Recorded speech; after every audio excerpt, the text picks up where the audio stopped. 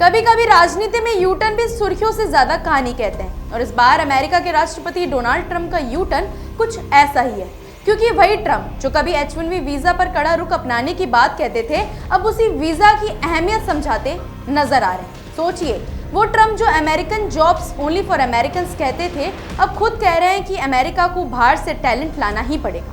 दरअसल ट्रंप ने हाल ही में इंटरव्यू में बात करते हुए साफ कहा कि कुछ काम ऐसे होते हैं जो बिना स्किल्ड लोगों के हो ही नहीं सकते।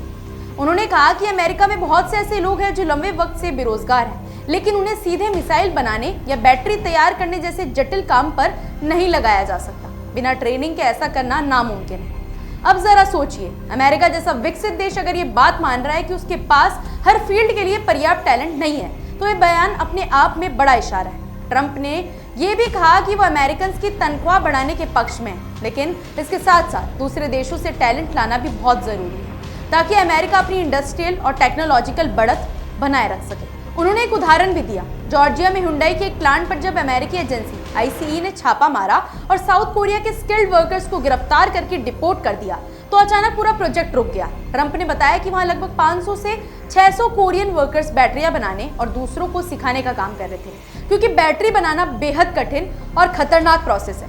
विस्फोट का भी खतरा हो सकता है। उन्होंने कहा कि इन लोगों के बिना मैन्युफैक्चरिंग ठप पड़ गई। अब जरा कल्पना कीजिए, जब देश में अरबों डॉलर का निवेश हो और स्किल्ड लोग ना हो तो हालत कैसी होगी।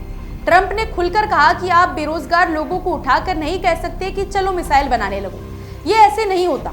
यही बात बताते उन्होंने अप्रत्यक्ष तौर पर माना कि बिना स्किल्ड विदेशी कामगारों के अमेरिका की कई इंडस्ट्री टिक नहीं पाएंगी। दिलचस्प बात यह है कि कुछ ही हफ्ते पहले ट्रंप प्रशासन ने H-1B वीजा को लेकर बड़ा कदम उठाया था। एक नया प्रोक्लेमेशन जिसमें कहा गया कि अब हर नई H-1B वीजा एप्लीकेशन के साथ $1 लाख की अतिरिक्त फीस देनी होगी, यानी पहले तो सख्ती फिर अब नरमी। यह बदलाव कई मायनों में संकेत दे रहा है कि ट्रंप अब अपनी नीतियों में बैलेंस बनाने की कोशिश कर रहे हैं। हालांकि ये नई फीस सिर्फ उन्हीं पर लागू होगी जो 21 सितंबर 2025 के बाद नई एप्लीकेशन या H-1B वीजा लॉटरी में शामिल होंगी। बाकी पुराने धारकों पर इसका कोई असर नहीं होगा। अमेरिकी विदेश विभाग ने भी ये स्पष्ट किया कि पहले से चल रही याचिका या पुराने वीजा धारक इससे अछूत रहेंगे। लेकिन सवाल यह है कि आखिर ट्रंप का यह बदलाव किस दिशा में इशारा करता है? क्या ये उनकी सख्त इमिग्रेशन रुख का अंत है या सिर्फ राजनीतिक टाइमिंग? क्योंकि एक तरफ वो कहते हैं कि अमेरिका को अपनी इंडस्ट्रीज के लिए भारी टैलेंट चाहिए, वहीं दूसरी तरफ इतनी भारी फीस लगा देना उस टैलेंट तक पहुंच मुश्किल बना सकता है।